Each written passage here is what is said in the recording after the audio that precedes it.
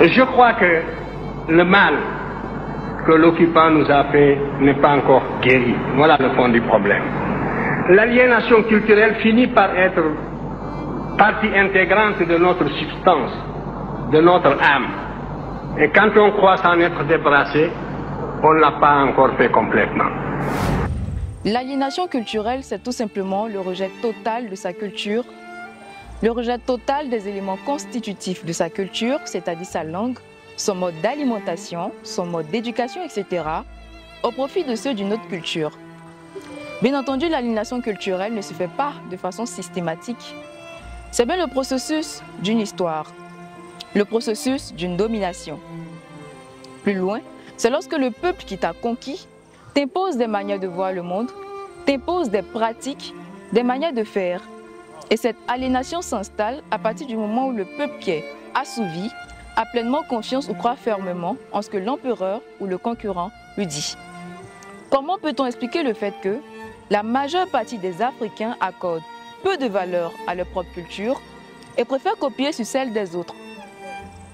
La réponse est donc unanime. La colonisation de l'Afrique par les Européens est la cause principale de cette acculturation. Souvent, le colonisé ressemble un peu, ou l'ex-colonisé même, ressemble un peu à cet esclave du 19e siècle, qui libéré va jusqu'au pas de la porte, et puis revient à la maison parce qu'il ne sait plus où aller. Il ne sait plus où aller. Depuis le temps qu'il a perdu la liberté, depuis le temps qu'il a acquis des réflexes de subordination, depuis le temps qu'il a pensé, comme appris à penser à travers son maître.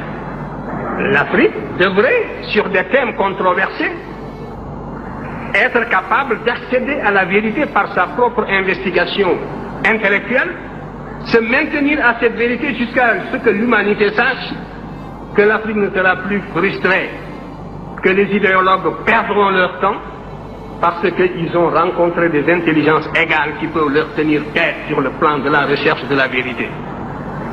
Mais vous êtes persuadé que pour qu'une vérité soit valable et objective, il faut qu'elle sonne blanche. Mais ça, c'est un repli de notre âme qui doit disparaître. Voyez, tout comme Cheikh Anta Diop, comment l'aliénation culturelle agit négativement sur la manière de penser des Africains. Comment il y a ce complexe d'infériorité vis-à-vis des Blancs, au point où c'est qualifié parfois de vrais Blancs, désigne pour certains Africains le fait d'avoir obtenu une belle réussite. En Afrique, au Cameroun notamment, il y a cette phrase-là qu'on entend souvent et avec laquelle j'ai grandi, qui est lorsque quelqu'un est raffiné, éduqué ou a une belle réussite, on dit de lui c'est un vrai blanc. Oui. Je ne sais pas si vous vous rendez compte en creux de ce que ça dit. Oui. Ça veut dire que l'horizon à atteindre, c'est être blanc. Oui. Ça veut dire que les talons, le maître étalon du succès, de la beauté, de la réussite... c'est l'occidental. C'est l'occidental. Et en creux, comment ça dénie, ça disqualifie les Noirs, les Africains. L'héritage colonial. Tout a commencé entre les années 1850 et 1914, lorsque certains pays européens prennent possession de la quasi-totalité de l'Afrique, même si celle-ci est déjà occupée par des centaines de peuples différents. La colonisation du continent africain se fait principalement à l'aide des armes. À la suite de plusieurs conflits, les Européens soumettent les populations locales grâce à leurs armées qui sont plus supérieures, notamment au niveau technologique. Les colonisateurs européens occupent ensuite les terres en s'imposant aux populations autochtones. Le but principal est d'avoir accès aux ressources naturelles du territoire afin de soutenir les productions industrielles. De ce fait, plusieurs États européens se lancent dans une course aux colonies africaines. Dans la course pour l'obtention de territoires en Afrique, différents pays comme le Royaume-Uni, la France, le Portugal, l'Espagne, la Belgique, l'Italie et l'Allemagne sont en compétition. Une situation qui crée inévitablement des tensions entre eux. Afin d'éviter que des conflits se déclenchent, les Allemands tiennent dans les années 1884 à 1885 une conférence avec une douzaine d'autres pays européens ainsi que les États-Unis pour fixer des règles concernant le partage de l'Afrique. Aucun Africain n'y sera convié. Cette rencontre historique porte le nom de Conférence de Berlin.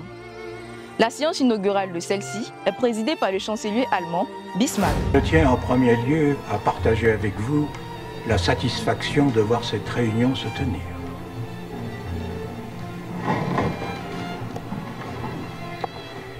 Tous nos gouvernants partagent le désir d'associer les indigènes d'Afrique à la civilisation, en ouvrant l'intérieur de ce continent au commerce et à l'instruction, et en préparant la suppression définitive de l'esclavage.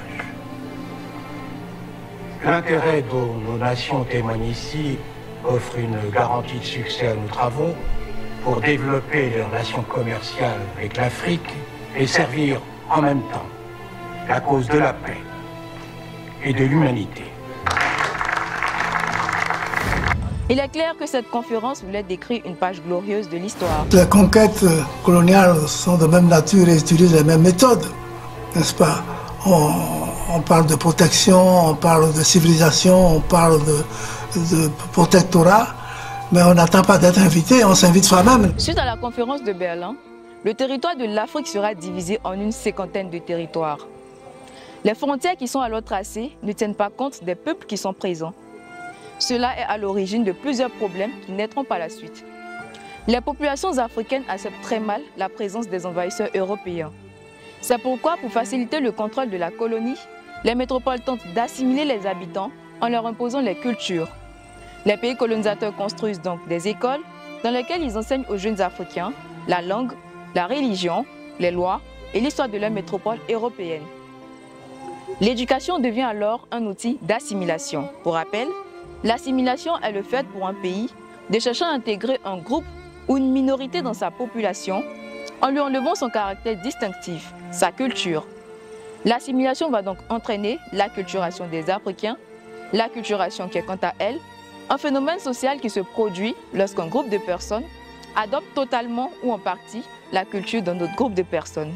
C'est ainsi que les Africains ont subi une aliénation culturelle. Alors, je m'adresse à vous, jeunesse d'Afrique. Je vous invite, tout comme Fakoli, à retourner à vos racines. Je suggère vraiment avec force qu'elle se mette à la lecture de Cheikh Anta Diop, qu'elle organise des débats autour d'elle pour informer ceux qui n'ont pas accès aux livres dont elle a pris connaissance, aux cassettes documentaires dont elle a pris connaissance. Partant des dires de Fakoli, j'aimerais valoriser la culture africaine à travers ce poème de David Diop, adressé à l'Afrique. Afrique, mon Afrique. Afrique des fiers guerriers dans les savanes ancestrales. Afrique que me chantait ma grand-mère au bord de son fleuve lointain. Je ne t'ai jamais connue, mais mon regard est plein de ton sang. Ton beau sang noir à travers les champs répandus. Le sang de ta sueur, la sueur de ton travail, le travail de l'esclavage, l'esclavage de tes enfants. Afrique, dis-moi Afrique, est-ce donc toi ce dos qui se courbe et se couche sous le poids de l'humilité? Ce dos tremblant à zébrure rouge, qui dit oui au fouet sur la route de midi. Alors gravement une voix me répondit. Fils impétueux, ce tabre robuste et jeune, ce tabre là-bas, splendidement seul au milieu de fleurs blanches et fanées. C'est l'Afrique, ton Afrique, qui repousse patiemment, obstinément, et dont les fruits ont peu à peu l'amère saveur de la liberté. Retournons à notre culture, jeunesse africaine. Sinon, quelle sera l'avenue de celle-ci dans un contexte d'aliénation culturelle?